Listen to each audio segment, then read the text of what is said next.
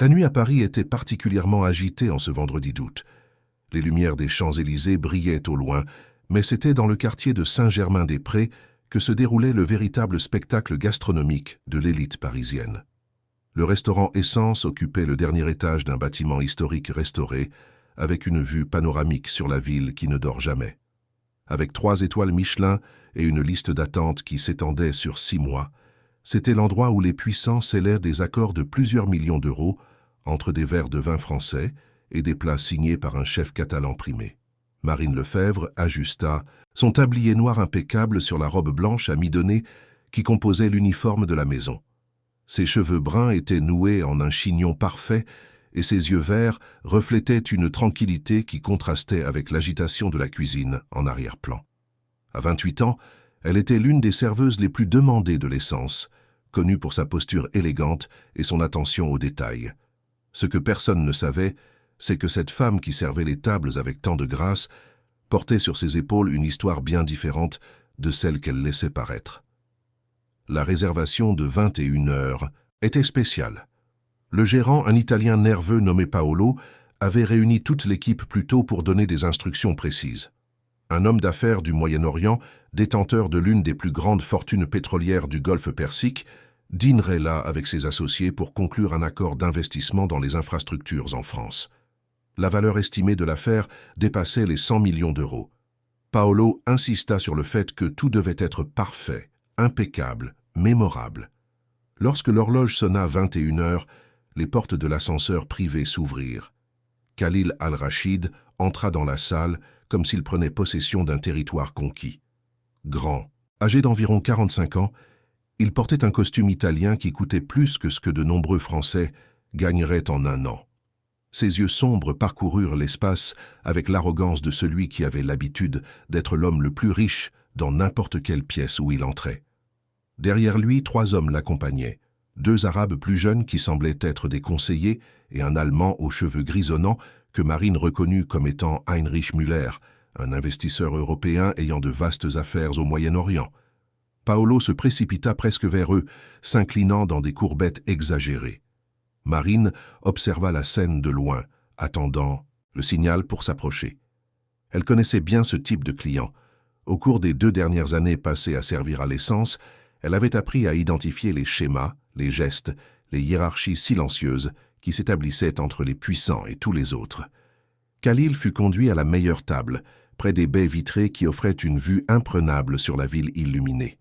Avant même de s'asseoir, il était déjà au téléphone, parlant fort en arabe, ignorant complètement Paolo qui tentait de présenter le menu dégustation du soir. Ses gestes étaient amples, sa voix dominait l'espace, et il semblait totalement inconscient du fait que d'autres personnes dînaient là. Marine reçut le signe de Paolo. C'était son tour. Elle prit une profonde inspiration, saisit la tablette avec le menu numérique et se dirigea vers la table avec la posture qu'elle avait apprise lors des formations du restaurant. Chaque pas était mesuré, chaque mouvement transmettait du professionnalisme. « Bonsoir, messieurs, bienvenue à l'Essence. Je suis Marine et j'aurai le plaisir de vous servir ce soir. Puis-je commencer par vous proposer quelque chose à boire pendant que vous consultez le menu ?» Khalil ne la regarda même pas. Il continua de parler, au téléphone, riant bruyamment de quelque chose que son interlocuteur avait dit. Les 2 conseillers arabes échangèrent des regards, visiblement gênés. Heinrich, l'Allemand, fit un signe de tête poli à Marine, comme pour s'excuser du comportement de leur hôte. Marine attendit. 5 secondes, 10 secondes, 15. La conversation téléphonique ne montrait aucun signe de fin. Elle pouvait sentir les regards des autres serveurs, de Paolo en arrière-plan, tous attendant de voir comment elle gérerait la situation.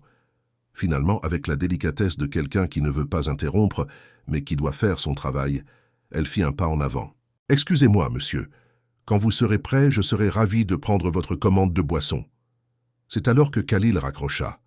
Mais il ne regarda pas Marine. Au lieu de cela, il se tourna vers ses associés et, en arabe classique, avec un sourire narquois aux lèvres, commença à parler. Sa voix était assez forte pour que Marine entende parfaitement chaque mot. Ces femmes françaises sont aussi belles que vides. Regardez-la, elle ne saurait probablement même pas situer Dubaï sur une carte, et encore moins comprendre quand elle doit se taire et simplement servir.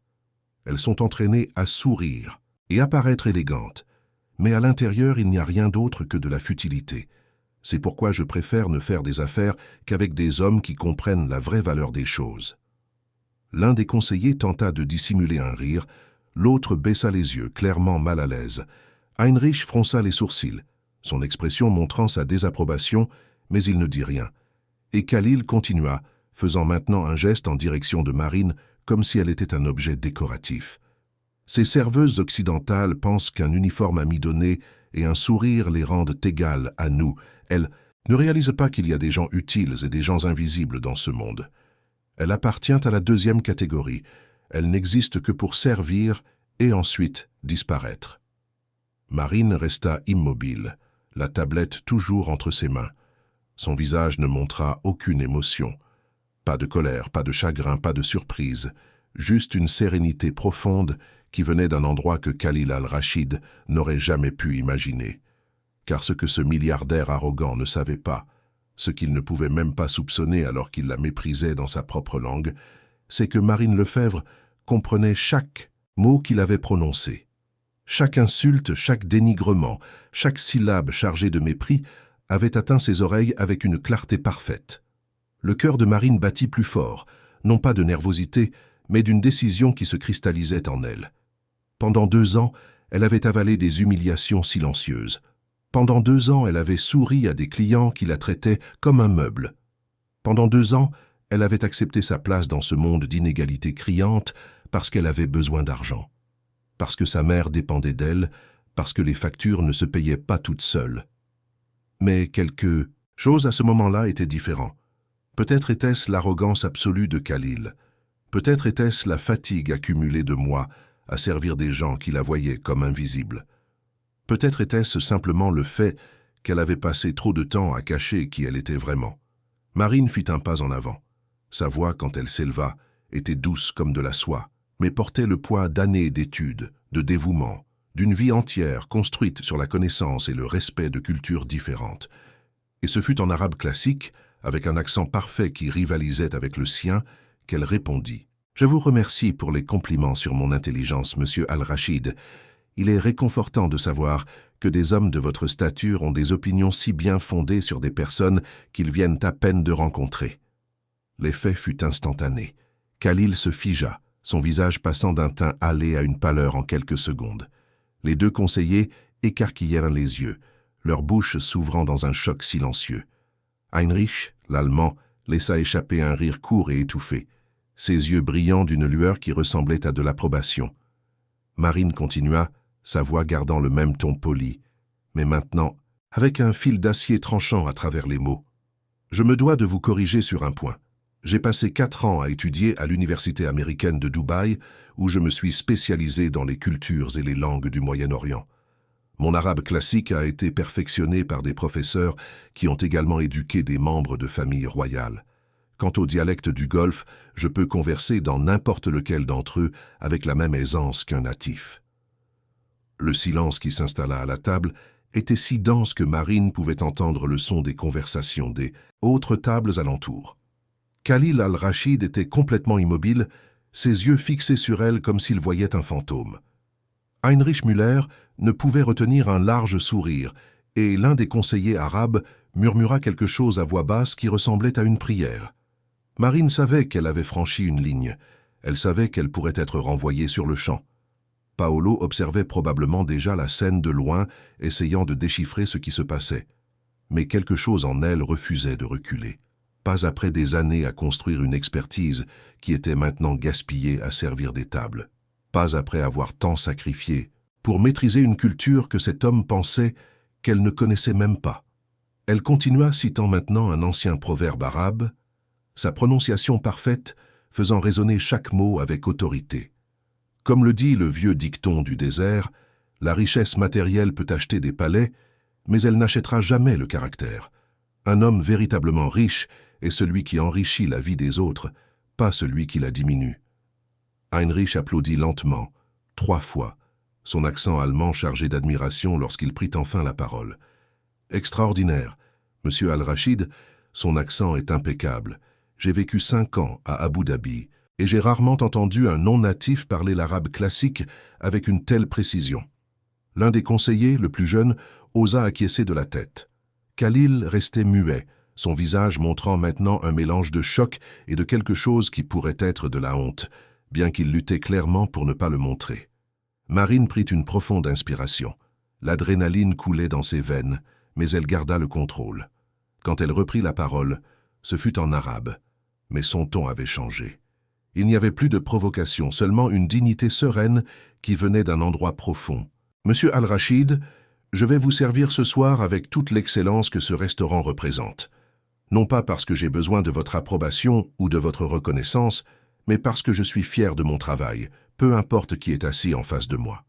La qualité de mon service ne dépend pas de la décence élémentaire des clients à traiter les autres êtres humains avec respect. » Puis, avec une transition fluide qui démontrait sa maîtrise linguistique, elle revint au français, son ton professionnel et courtois. « Maintenant, messieurs, puis-je vous offrir quelque chose à boire? Nous avons une sélection exceptionnelle de vins qui s'harmonisent parfaitement avec le menu dégustation de ce soir. » Heinrich fut le premier à réagir, commandant un vin rouge spécifique avec un sourire aux lèvres. Les conseillers suivirent son exemple, leur voix basse et respectueuse. Khalil n'avait toujours pas bougé, ses yeux toujours fixés sur Marine, mais il finit par marmonner quelque chose qui ressemblait à une demande d'eau minérale. Marine nota tout avec précision, s'inclina légèrement dans une révérence polie et s'éloigna de la table. Ses pas étaient fermes, sa posture droite. Ce n'est qu'une fois arrivée dans l'office, loin des regards des clients, qu'elle laissa ses mains trembler légèrement. « Qu'est-ce que tu as fait là-bas » Paolo surgit à ses côtés, les yeux écarquillés. J'ai vu l'expression de cet homme changer complètement. Que s'est-il passé? Marine sourit, un sourire fatigué mais sincère. J'ai juste fait mon travail, Paolo, je vais chercher leur boisson maintenant. Elle ne donna pas plus d'explications. Pas à ce moment-là. Il y avait des commandes à traiter, des boissons à servir, toute une soirée devant elle.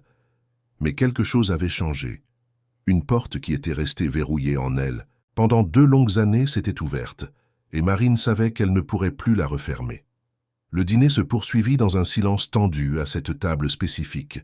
Marine servait chaque plat avec un professionnalisme impeccable, expliquant les ingrédients, les techniques de préparation, les combinaisons de saveurs. Elle parlait en français, maintenant la distance professionnelle appropriée. Khalil touchait à peine à sa nourriture. Ses yeux la suivaient chaque fois qu'elle s'approchait, mais il ne dit pas un seul mot pendant tout le repas. Heinrich, en revanche, semblait s'amuser énormément. À chaque plat servi, il posait des questions à Marine, et quand elle mentionna avoir étudié à Dubaï, il voulut en savoir plus. Ce fut une conversation brève, professionnelle, mais Marine perçut l'étincelle de respect sincère dans les yeux de l'Allemand. Les autres tables du restaurant suivirent leur rythme normal. Des hommes d'affaires discutaient de fusion et d'acquisition, des couples célébrèrent des anniversaires, des touristes étrangers photographiaient chaque plat qui arrivait. Mais Marine sentait que quelque chose de fondamental avait changé cette nuit-là.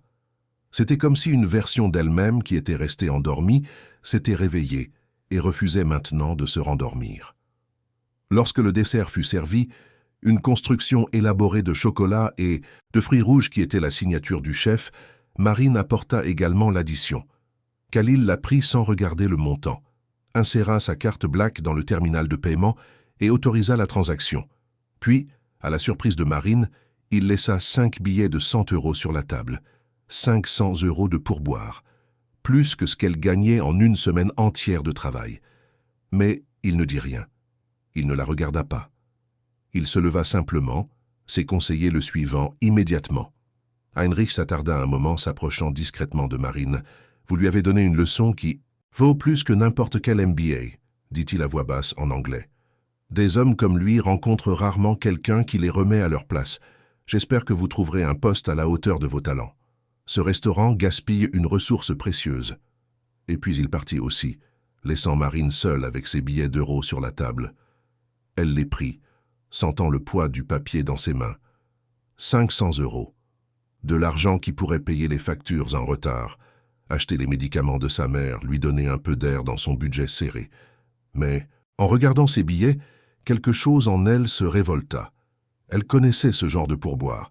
Ce n'était pas de la générosité, c'était de la culpabilité. C'était la tentative d'un homme riche d'acheter son silence, de transformer son humiliation en une transaction commerciale. C'était l'argent que les gens puissants jettent sur les problèmes pour les faire disparaître. Marine glissa les billets dans la poche de son tablier et termina son service. Il était presque 2 heures du matin quand elle se changea enfin dans le vestiaire des employés. L'uniforme impeccable fut remplacé par un jean et un simple chemisier. Elle prit son sac, fit un signe de la main à ses collègues qui nettoyaient encore la salle et descendit au rez-de-chaussée du bâtiment. C'est là qu'elle vit la voiture. Une limousine noire était garée devant le restaurant et debout à côté, fumant un cigare, se tenait Khalil Al-Rachid. Il la vit au même instant. Il jeta le cigare par terre, l'écrasa avec sa chaussure italienne et se dirigea vers elle. Marine sentit son cœur s'accélérer, mais elle resta fermement sur place. Khalil s'arrêta à quelques mètres de distance. Sous la lumière des lampadaires, il semblait différent, plus petit, d'une certaine manière. L'arrogance avait été remplacée par quelque chose qu'elle ne parvenait pas à déchiffrer complètement. « Vous m'attendez, monsieur Al-Rachid » demanda Marine en français, sa voix neutre. Il hésita, puis répondit en anglais, sa voix rauque. « Je dois vous parler. » Marine croisa les bras. « Il est 2 heures du matin, je suis fatigué et je dois prendre 2 bus pour rentrer chez moi. Si vous avez quelque chose à dire, s'il vous plaît, soyez bref. » Khalil fit un pas de plus. Il y avait quelque chose dans ses yeux que Marine n'avait pas vu auparavant. Quelque chose qui pourrait être du remords. « Ce que j'ai dit aujourd'hui était impardonnable. Je vous ai traité comme si vous étiez invisible, moins qu'humaine, et vous m'avez montré que c'est moi l'ignorant, pas vous. » Marine ne répondit pas immédiatement. Elle l'observa.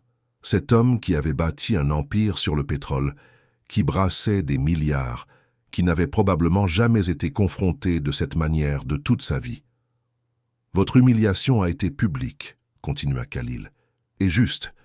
Mais je ne peux pas simplement partir sans essayer de réparer cela. » Marine sortit les billets d'euros de sa poche et tendit la main vers lui.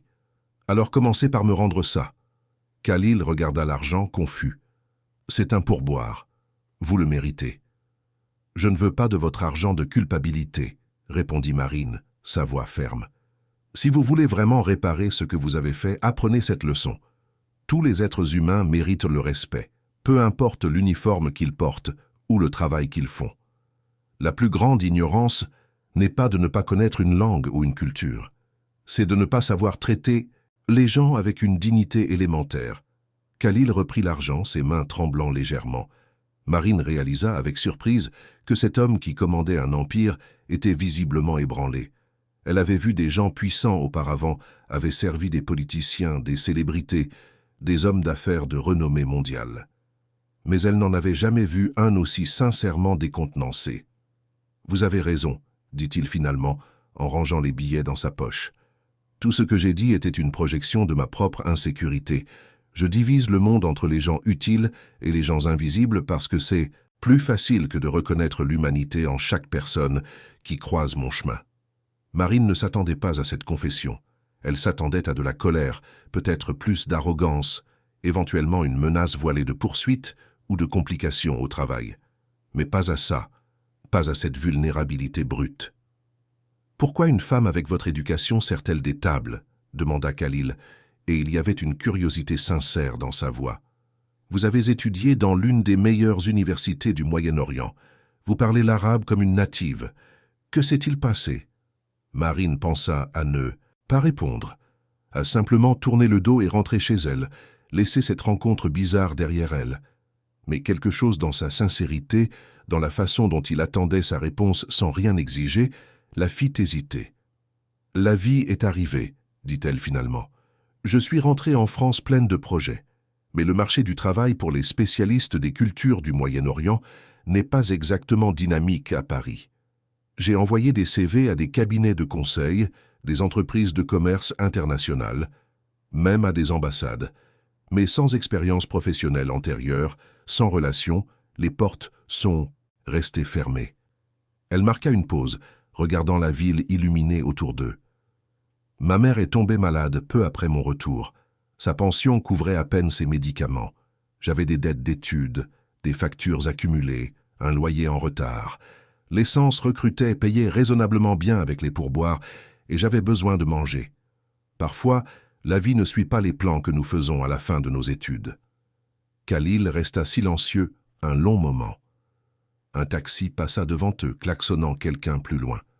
Le vent nocturne apportait l'odeur de nourriture d'un restaurant voisin encore ouvert. « Je vais vous proposer quelque chose, » dit Khalil finalement. « Et avant que vous ne refusiez en pensant que c'est de la charité ou de la culpabilité, laissez-moi être clair. Ce sont des affaires pures et simples. » Marine l'observa avec méfiance. « Mon entreprise étend ses opérations en France.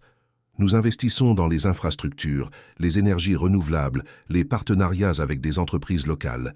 Mais nous rencontrons constamment des problèmes de communication interculturelle. Mes cadres occidentaux ne comprennent pas les nuances du monde arabe. Mes cadres arabes trébuchent sur les sensibilités françaises. Nous perdons des contrats à cause de malentendus qui pourraient être évités. » Il fit un pas en avant, ses yeux rencontrant les siens. « J'ai besoin de quelqu'un qui comprenne les deux mondes, quelqu'un qui puisse servir de pont entre différentes cultures, qui puisse former mes équipes, qui puisse m'alerter lorsque je suis sur le point de commettre une erreur monumentale, comme celle que j'ai commise aujourd'hui.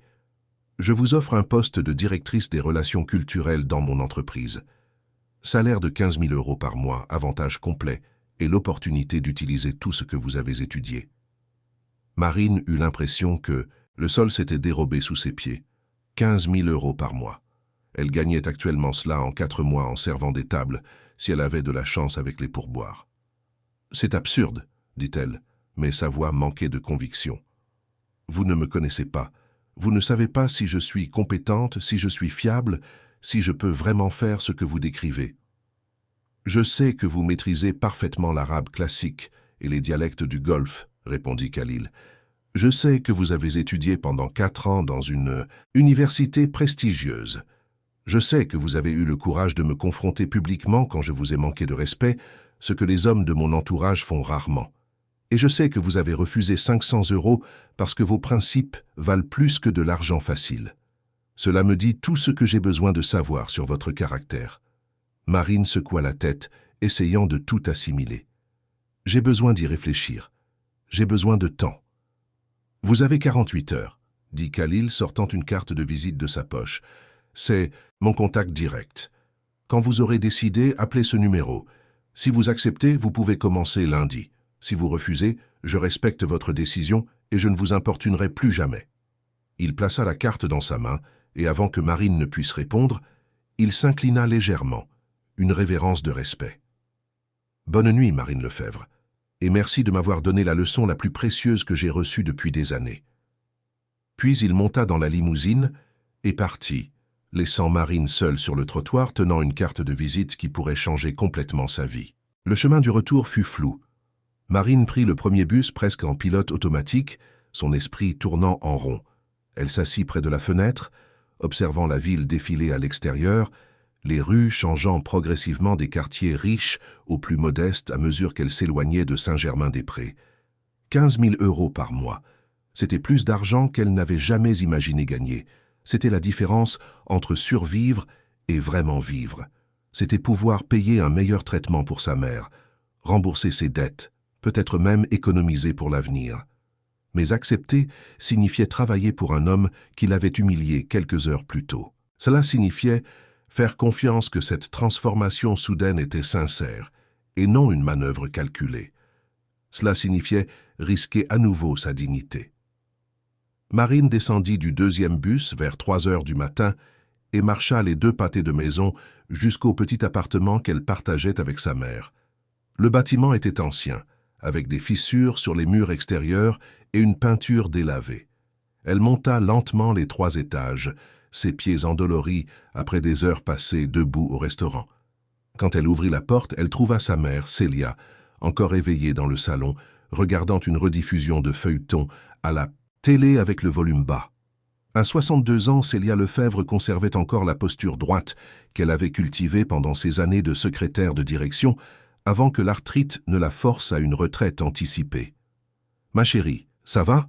demanda immédiatement Célia, remarquant quelque chose de différent sur le visage de Marine. « Il s'est passé quelque chose au travail ?» Marine s'assit à côté de sa mère sur le canapé usé. Et alors, pour la première fois depuis que tout était arrivé, elle sentit les émotions qu'elle avait refoulées commencer à remonter à la surface. « Maman » commença-t-elle, sa voix tremblant légèrement. « Quelque chose s'est passé aujourd'hui, quelque chose qui pourrait tout changer. » Et elle raconta. Elle parla de Khalil, des insultes, de sa réponse en arabe, de la confrontation dans la rue. Elle parla de l'offre d'emploi incroyable, du salaire qui semblait surréaliste, de la décision qu'elle devait prendre en 48 heures. Célia écouta tout en silence, ses mains arthritiques tenant celles de Marine. Quand sa fille eut terminé, elle resta silencieuse un long moment, ses yeux sages étudiant le visage de Marine. « Tu as peur, » dit-elle finalement. « Pas que ce soit un piège ou une ruse. Tu as peur que ce soit réel et que tu le mérites. » Marine sentit des larmes lui brûler les yeux. « J'ai passé 2 ans à croire que toutes ces années d'études avaient été gâchées, que j'avais fait les mauvais choix, suivi le mauvais chemin. Je me suis convaincu que servir des tables était tout ce que je pouvais faire. » Célia serra plus fort les mains de sa fille. « Ma chérie, tu n'as jamais rien gâché. Chaque heure que tu as passée à étudier, chaque sacrifice que tu as fait, tout cela t'a préparé pour ce moment précis. Cet homme ne te propose pas la charité. Il a reconnu ta valeur, même s'il a fallu une humiliation publique pour lui ouvrir les yeux. Mais s'il n'a pas vraiment changé, et si ce n'est que de l'orgueil blessé, et s'il recommence à me traiter de cette façon? Alors tu pars, dit Célia avec fermeté. Tu pars la tête haute, en sachant que tu as essayé. Mais si tu n'acceptes pas cette opportunité par peur, tu passeras le reste de ta vie à te demander ce qui aurait pu être. » Marine serra sa mère dans ses bras, sentant l'odeur familière de lavande que Célia utilisait toujours. Les 48 heures suivantes furent les plus longues de la vie de Marine. Elle alla travailler le samedi soir comme d'habitude, servant les tables avec la même efficacité, mais son esprit était ailleurs. Paolo l'attira à part pendant sa pause, curieux de savoir ce qui s'était passé avec le milliardaire arabe, mais Marine resta évasive, disant seulement qu'il y avait eu un malentendu qui avait été résolu. Le dimanche, son jour de congé, Marine fit ce qu'elle faisait toujours quand elle avait besoin de réfléchir clairement. Elle se rendit à la bibliothèque municipale, ce sanctuaire de la connaissance où elle avait passé d'innombrables heures les années précédentes, étudiant pour des concours qu'elle n'avait jamais réussis, lisant sur des cultures lointaines, rêvant d'une vie différente. Elle s'assit à sa table préférée, près des fenêtres donnant sur l'avenue animée, et ouvrit son vieil ordinateur portable. Elle fit des recherches sur Al-Rashid Energy Corporation. Ce qu'elle trouva était à la fois impressionnant et intimidant.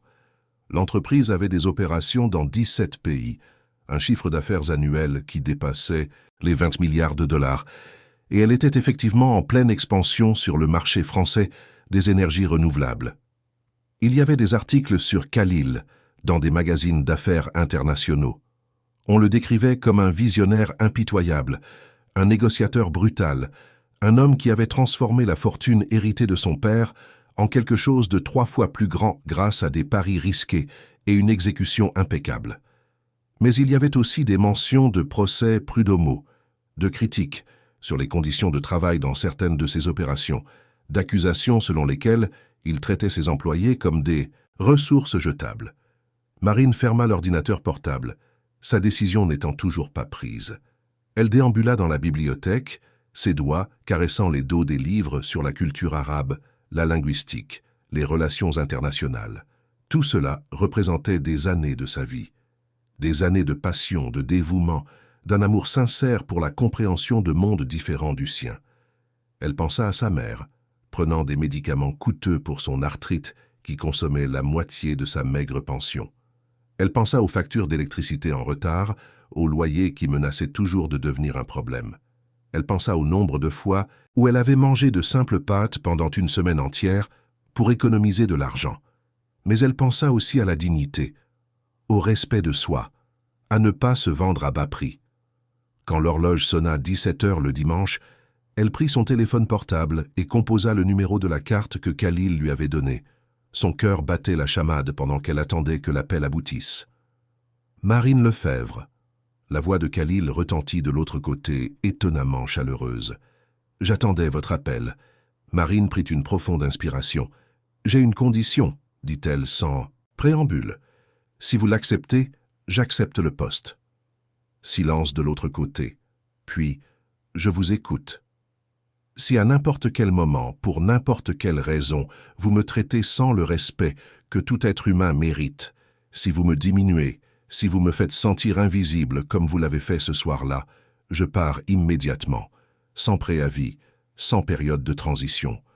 Je m'en irai, tout simplement. C'est la seule condition non négociable. Plus de silence. Marine retint son souffle, puis elle entendit quelque chose d'inattendu, Khalil riant. Pas un rire moqueur, mais quelque chose de sincère, presque soulagé. « J'accepte votre condition avec un ajout, dit-il.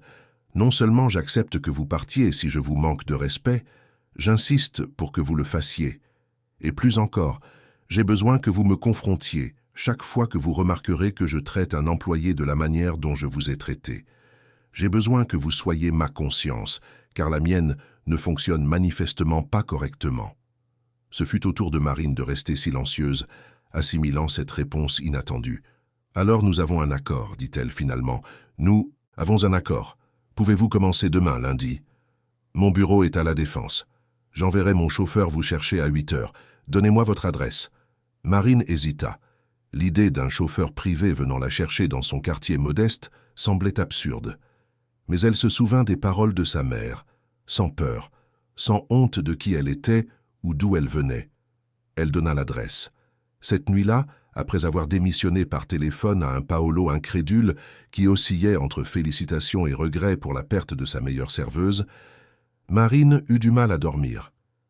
Elle fixa le plafond de sa petite chambre, écoutant la respiration régulière de sa mère dans la chambre voisine, essayant de croire que tout cela était réel. Lundi arriva avec un ciel bleu impeccable. Marine choisit son unique tailleur, acheté des années auparavant pour des entretiens d'embauche qui n'avaient jamais abouti. Il était noir, simple, mais bien coupé. Elle attacha ses cheveux en un chignon professionnel, appliqua un maquillage discret et, à 8 heures précises, descendit pour trouver une Mercedes noire qui l'attendait devant l'immeuble.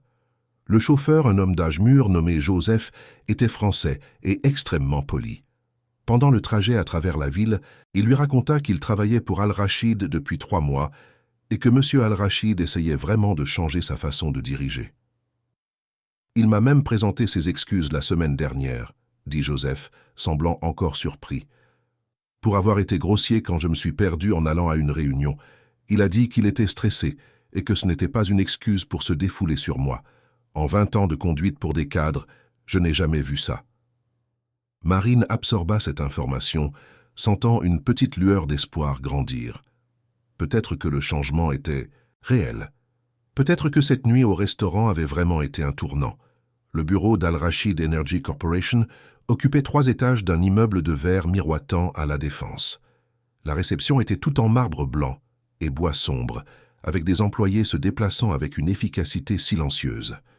Marine fut accueillie par une assistante nommée Julienne, qui la conduisit au 23e étage.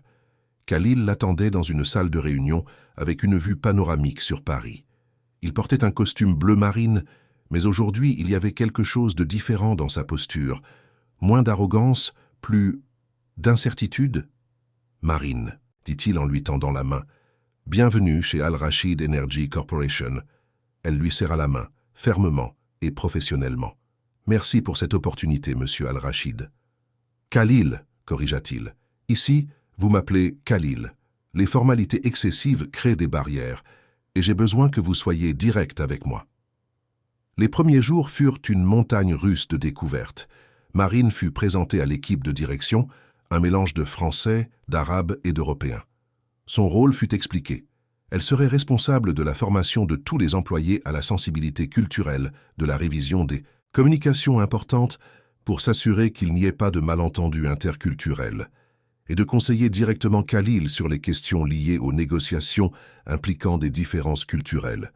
Elle reçut son propre bureau, petit mais élégant, avec une vue partielle sur la ville.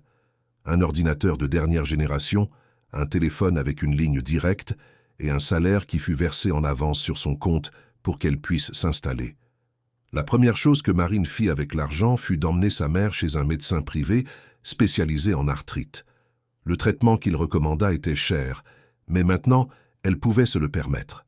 Voir le soulagement sur le visage de Célia lorsque la douleur diminua pour la première fois depuis des années valait chaque seconde d'incertitude que Marine avait ressentie. Au travail, elle se plongea corps et âme. Elle créa un programme de formation interculturelle qui commença par les cadres supérieurs et s'étendrait progressivement à toute l'entreprise. Elle révisa des contrats et des propositions commerciales, trouvant et corrigeant des nuances linguistiques qui auraient pu causer des problèmes. Et elle observa Khalil. Attentivement, l'homme essayait sincèrement de changer. Elle le vit s'excuser auprès d'une secrétaire qui l'avait interrompu pendant un appel. Elle le vit demander l'avis d'employé junior lors de réunions stratégiques. Elle le vit mettre en place une politique de la porte ouverte, où tout employé pouvait prendre rendez-vous pour lui parler directement. Mais elle vit aussi les moments où le vieux Khalil menaçait de refaire surface. L'impatience quand quelque chose ne se passait pas comme prévu, le ton sec quand quelqu'un commettait une erreur, la tendance à dominer les conversations sans laisser de place aux autres. Et chaque fois qu'elle voyait cela, Marine intervenait, parfois avec un regard significatif lors d'une réunion, parfois avec une conversation privée après, parfois en lui touchant simplement le bras et en secouant la tête. À sa grande surprise, Khalil acceptait ces interventions. Plus que cela, il semblait les apprécier. 3 mois passèrent comme un tourbillon. Marine s'était complètement installée dans son nouveau rôle, devenant rapidement indispensable aux opérations de l'entreprise. Ses formations culturelles étaient attendues avec impatience par les employés, qui appréciaient son approche pratique et pleine d'exemples réels.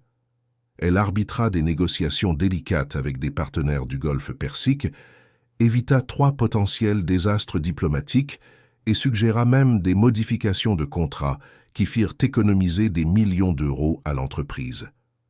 Mais quelque chose d'autre se passait, quelque chose que Marine tenta d'ignorer au début. Khalil commença à la solliciter pour des conversations qui allaient au-delà du professionnel. Cela commença par des questions sur la culture arabe pendant le déjeuner. Puis cela évolua vers des discussions sur la littérature, la philosophie, sur les différences et les similitudes entre la pensée orientale et occidentale. Il lui prêta des livres de poètes arabes classiques, lui demandant ses interprétations. Elle lui recommanda des auteurs français et fut surprise quand il les lut vraiment et revint avec des commentaires perspicaces. Marine réalisa qu'elle découvrait un Khalil très différent du milliardaire arrogant de cette première nuit. Ce Khalil était curieux, interrogateur, étonnamment vulnérable lorsqu'il parlait des pressions liées à la gestion d'un empire commercial hérité à 23 ans après le départ soudain de son père. Ce Khalil admettait ses défauts, ses peurs, ses regrets. Et Marine, malgré toute sa prudence, malgré toutes les alertes mentales qu'elle déclenchait, commença à ressentir quelque chose qu'elle ne devrait pas ressentir. Ce n'était pas seulement du respect professionnel. Ce n'était pas seulement de l'admiration pour sa capacité à changer, c'était quelque chose de plus profond, de plus dangereux. Un soir, alors qu'elle travaillait tard sur une proposition importante pour un consortium d'énergie solaire, Khalil entra dans son bureau avec 2 tasses de café arabe qu'il avait préparées lui-même. « J'ai pensé que vous pourriez en avoir besoin », dit-il, en posant une tasse sur son bureau. Le vrai café arabe, pas cette version diluée qu'ils servent à la cafétéria. Marine accepta la tasse, inhalant l'arôme riche et épicé de cardamome. « Vous avez appris à faire le café arabe correctement, » observa-t-elle, impressionnée. « La plupart des hommes de votre génération laissent ça aux femmes de la famille ou aux employés. » Khalil s'assit sur la chaise en face de son bureau, un sourire triste aux lèvres. « Ma grand-mère m'a appris quand j'avais 10 ans. Elle disait qu'un homme qui ne sait pas faire son propre café est un homme qui dépendra toujours des autres pour les choses de base. J'ai oublié cette leçon pendant de nombreuses années, jusqu'à ce que vous me la rappeliez. » Ils restèrent silencieux un moment, buvant leur café et regardant la ville illuminée par la fenêtre. « Marine, » dit Khalil finalement, sa voix plus sérieuse. « Puis-je vous poser une question personnelle ?» Elle hocha la tête prudente. « Pourquoi ne vous êtes-vous jamais mariée ? Une femme avec votre intelligence, votre beauté, votre force de caractère. Les prétendants n'ont certainement pas dû manquer. » Marine rit, mais c'était un rire sans humour. Quand on passe 4 ans au Moyen-Orient à étudier, entièrement concentré sur la maîtrise d'une culture, il ne reste pas beaucoup de temps pour les relations. Et quand je suis rentré en France, j'étais tellement occupé à essayer de survivre que la romance était le dernier de mes soucis. Elle marqua une pause, puis décida d'être honnête. Et peut-être parce que je n'ai jamais trouvé quelqu'un qui me voyait vraiment, qui regardait au-delà de la surface et reconnaissait la valeur de ce qu'il y a à l'intérieur. Khalil l'observa un long moment, ses yeux sombres et intenses. « Je vous vois, Marine, et je ne fais pas que vous voir. J'admire profondément qui vous êtes. » L'air dans le bureau sembla s'épaissir. Marine sentit son cœur s'accélérer, mais elle se força à garder son sang-froid professionnel. « Monsieur Al-Rachid, Khalil, nous devons maintenir des limites appropriées. Nous sommes collègues. » Khalil hocha lentement la tête, mais ne détourna pas le regard. « Vous avez raison, pardonnez-moi si j'ai dépassé une limite. Bonne nuit, Marine. » Il sortit, la laissant seule avec son café et ses pensées tumultueuses. Marine savait qu'elle était en terrain dangereux. Il y avait un déséquilibre de pouvoir fondamental entre eux. Il était son patron, un milliardaire, quelqu'un qui pouvait détruire sa carrière d'un mot. S'impliquer émotionnellement serait de la folie.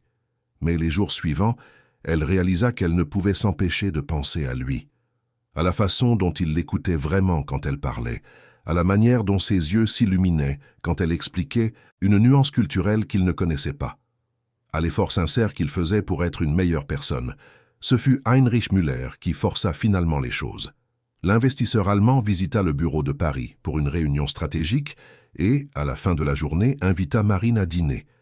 Ils allèrent dans un restaurant allemand discret à Montparnasse. Heinrich commanda de la bière et du schnitzel et alla droit au but dès que le serveur s'éloigna.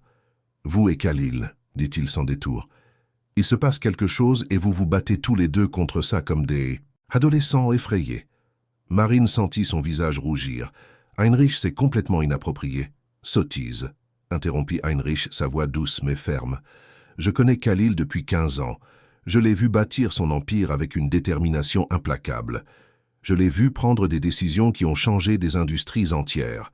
Mais jamais en toutes ces années, je ne l'ai vu regarder quelqu'un de la façon dont il vous regarde. » Marine but une gorgée d'eau, essayant de gagner du temps. « C'est mon patron. Il y a un déséquilibre de pouvoir fondamental. Ce serait complètement contraire à l'éthique. » Heinrich secoua la tête. « Ce serait contraire à l'éthique s'il utilisait sa position pour vous contraindre ou vous manipuler. Mais ce que je vois, c'est un homme amoureux qui essaie désespérément de respecter vos limites, et une femme qui est tout aussi amoureuse et qui essaie de se convaincre que ce n'est pas le cas. » Marine ne répondit pas. Elle ne le pouvait pas, car il avait raison. « Khalil a changé pour vous, » continua Heinrich, « et je ne parle pas seulement de ses manières au bureau. Il devient l'homme qu'il aurait toujours pu. Mais qu'il a choisi de ne pas être par peur, par arrogance ou je ne sais quoi. Vous avez réveillé quelque chose en lui qui était endormi. C'est un cadeau rare, Marine. »« Mais si ça ne marche pas ?» s'entendit demander Marine. « Et si ce n'est qu'une passion passagère et que tout s'effondre? Je perdrai mon emploi, ma stabilité, tout. » Heinrich sourit. « Alors vous trouverez un autre emploi. Avec vos qualifications et l'expérience que vous acquérez ici, les entreprises ferirent la queue pour vous embaucher. Mais si vous laissez la peur dicter, vos choix vous passerez le reste de votre vie à vous demander « et si ?» Cette nuit-là, allongée dans son lit dans l'appartement désormais plus confortable qu'elle avait loué pour sa mère et elle, Marine admit enfin la vérité à elle-même. Elle était amoureuse de Khalil Al-Rachid, profondément, irrévocablement amoureuse. La question était de savoir quoi en faire. 2 semaines plus tard, lors d'un voyage d'affaires à Dubaï, où Marine accompagnait Khalil pour faciliter les négociations avec des partenaires locaux, tout changea. C'était leur dernière soirée avant de rentrer en France. Les négociations avaient été un succès retentissant avec un contrat de 200 millions de dollars signé. Khalil invita Marine à dîner dans son restaurant préféré de la ville, un endroit discret qui servait une cuisine traditionnelle du Golfe. Ils parlèrent de tout, sauf du travail, de l'enfance, des rêves, des peurs. Khalil raconta la pression d'être le seul fils d'une famille puissante, comment il ne s'était jamais senti libre d'être simplement lui-même. Marine partagea ses propres luttes, le sentiment de n'appartenir complètement nulle part, ni au monde arabe qu'elle avait étudié, ni à la France où elle était née. Lorsque le dessert arriva, Khalil resta silencieux un long moment regardant ses mains jointes sur la table. « Marine, dit-il finalement, sa voix rauque d'émotion, je dois vous dire quelque chose, et j'ai besoin que vous écoutiez jusqu'à la fin avant de répondre. » Elle hocha la tête, son cœur battant à tout rompre. « Je suis amoureux de vous, dit Khalil, les mots sortant d'un trait. Et je sais que cela complique tout. Je sais que je suis votre patron, qu'il y a un déséquilibre de pouvoir, que vous avez toutes les raisons du monde de dire non. Mais il fallait que vous le sachiez. Vous m'avez sauvé de moi-même, Marine. Vous m'avez sauvé de devenir un homme que mes propres enfants auraient eu peur de décevoir au lieu de l'aimer sincèrement. » Il prit une profonde inspiration, ses yeux rencontrant les siens. « Vous m'avez appris que la valeur humaine ne se mesure pas en dollars ou en barils de pétrole, que le respect n'est pas quelque chose que l'on accorde seulement aux gens de son niveau social, que la vulnérabilité n'est pas une faiblesse, mais du courage. Vous m'avez donné envie d'être un homme meilleur, non par obligation, mais parce que vous méritez quelqu'un de meilleur que l'homme que j'étais. » Marine sentit des larmes lui brûler les yeux, pas des larmes de tristesse, mais de quelque chose de bien plus complexe. « Khalil, je... » « Attendez, » l'interrompit-il doucement. « Laissez-moi finir. Si vous ne ressentez pas la même chose, je comprends et je respecte totalement. Notre relation professionnelle ne changera pas.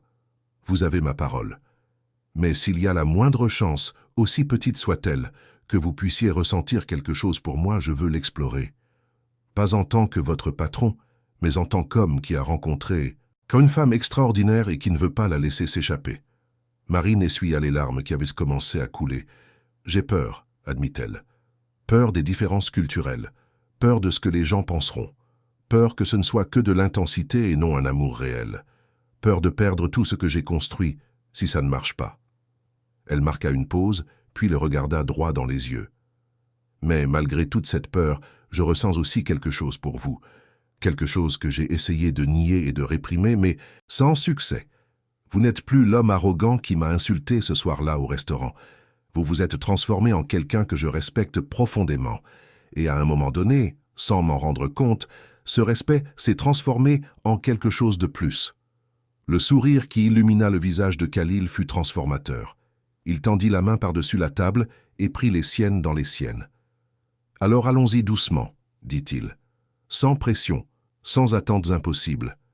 Découvrons cela ensemble. Un jour à la fois. » Et c'est ce qu'ils firent. Les mois suivants furent difficiles, d'une manière qu'aucun d'eux n'avait anticipée. Lorsque la nouvelle de leur relation se répandit, il y eut des réactions. La famille conservatrice de Khalil à Dubaï fut choquée. Une Française, non musulmane, une femme qui travaillait. Sa mère le déshérita presque lors d'un appel téléphonique houleux. Ses oncles remirent en question son jugement, disant qu'il était contrôlé par ses émotions et non par la raison. Du côté de Marine, Célia avait ses propres inquiétudes.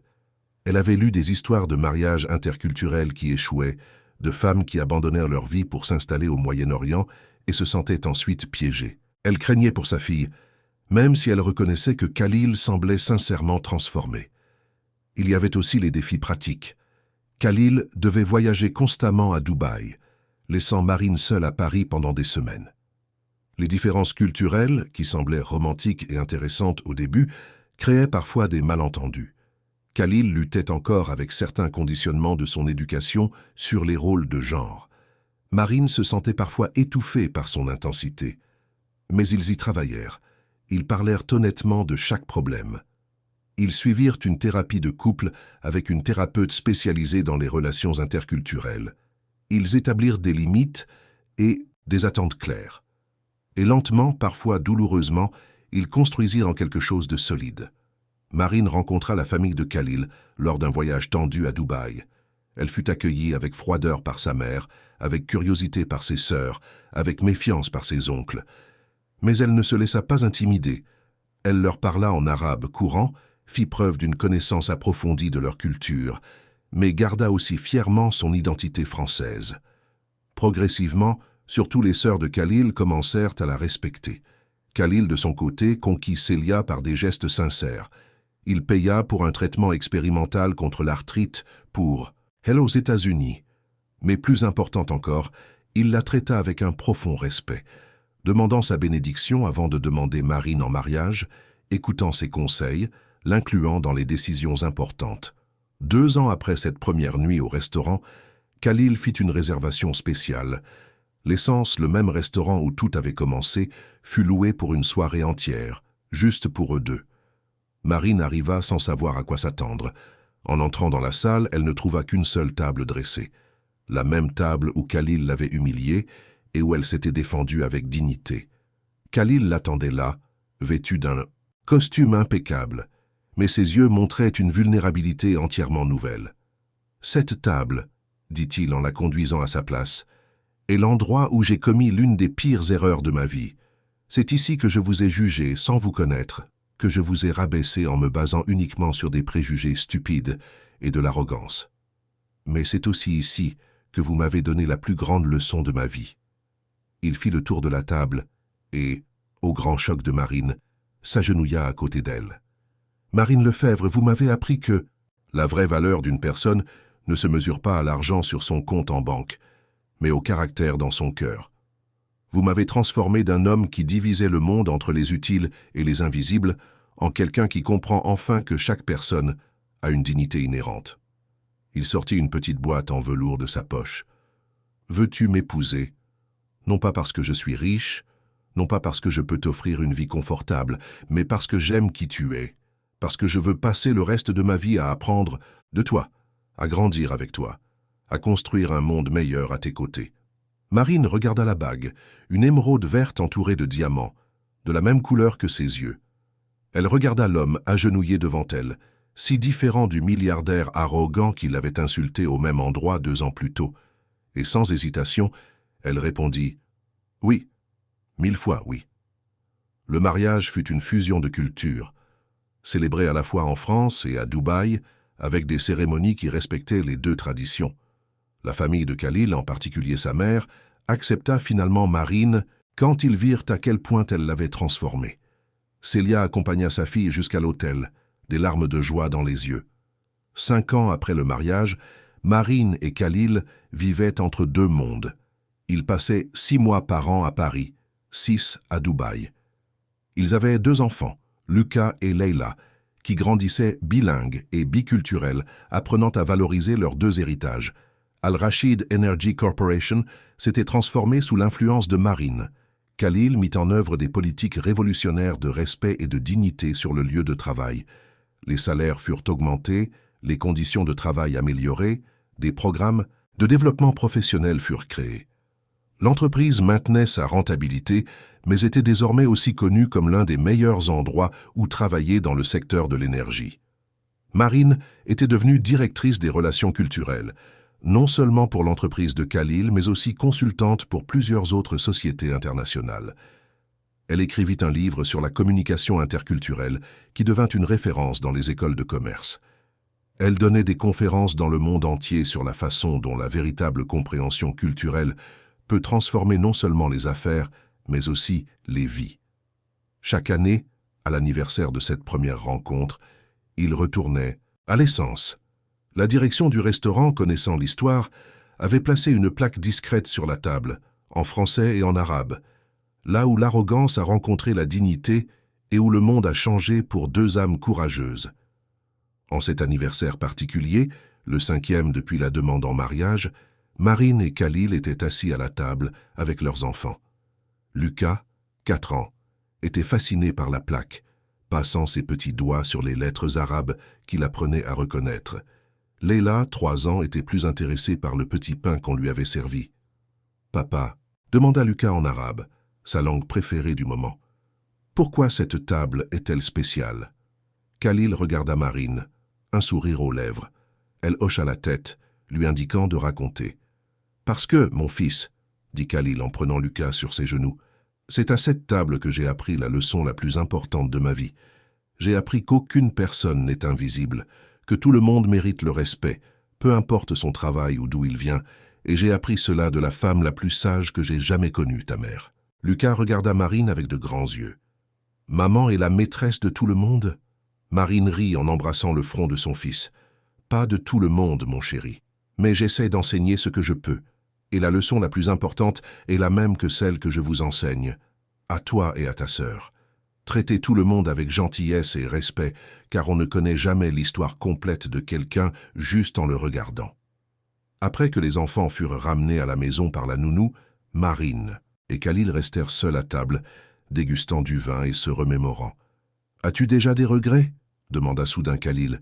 « De m'avoir donné une seconde chance ?» Marine prit sa main sur la table. « Jamais. Tu m'as montré que les gens peuvent changer sincèrement quand ils trouvent la bonne motivation. Et tu m'as donné une vie que je n'aurais jamais imaginée possible. » Elle marqua une pause, ses yeux brillants. « Mais plus important encore, tu me vois. Tu me vois vraiment. Pas la serveuse, pas l'experte en culture, pas l'épouse d'un milliardaire, juste Marine. Et tu m'aimes pour qui je suis. » Khalil porta sa main à ses lèvres. « Comment pourrais-je ne pas t'aimer? Tu m'as sauvé de devenir un homme vide, riche en argent, mais pauvre en humanité. Tu m'as donné un but au-delà des profits. Tu m'as donné une famille qui m'aime pour qui je suis, pas pour ce que je possède. Tu m'as donné une vie qui vaut la peine d'être vécue. » Ils trinquèrent, leurs verres s'entrechoquant doucement dans la salle presque vide. Le parcours de Marine, de serveuse sous-estimée à cadre respecté, de femme invisible à partenaire, aimée avait été long et difficile. Mais chaque obstacle, chaque difficulté, chaque moment de doute en avait valu la peine. Car à la fin, elle avait prouvé quelque chose de fondamental, que la valeur humaine transcende les titres professionnels, les comptes en banque ou l'origine sociale. Qu'une seule action courageuse, un seul moment de dignité défendue, peut changer non pas une vie, mais deux. Que le véritable amour ne connaît pas de frontières culturelles lorsqu'il est construit sur le respect mutuel et la croissance partagée. Et que parfois, les plus grands cadeaux de la vie sont emballés dans les pires insultes, attendant juste que nous ayons assez de courage pour les déballer. Fin de l'histoire. Chers auditeurs, nous espérons que l'histoire de Marine et Khalil a profondément touché vos cœurs. Ce voyage de transformation et d'amour véritable nous rappelle que chaque personne que nous rencontrons porte une histoire que nous ignorons et que le respect et la dignité sont des cadeaux que nous devons offrir à tous, quels qu'ils soient. Si ce récit a résonné en vous, n'oubliez pas de vous abonner à notre chaîne pour ne pas manquer les prochaines histoires que nous préparons avec tant de soin. Cliquez sur le bouton « J'aime » si vous croyez, comme Marine et Khalil, que les gens peuvent changer et que le véritable amour surmonte toutes les barrières. Nous voulons savoir dans les commentaires, auriez-vous donné une seconde chance à Khalil? Quelle leçon de cette histoire vous a le plus touché? Partagez vos réflexions avec nous. Chaque jour, nous vous proposons des histoires uniques qui explorent la complexité et la beauté de la vie humaine. À la prochaine histoire, et rappelez-vous, ne sous-estimez jamais le pouvoir de traiter chaque personne avec dignité et respect.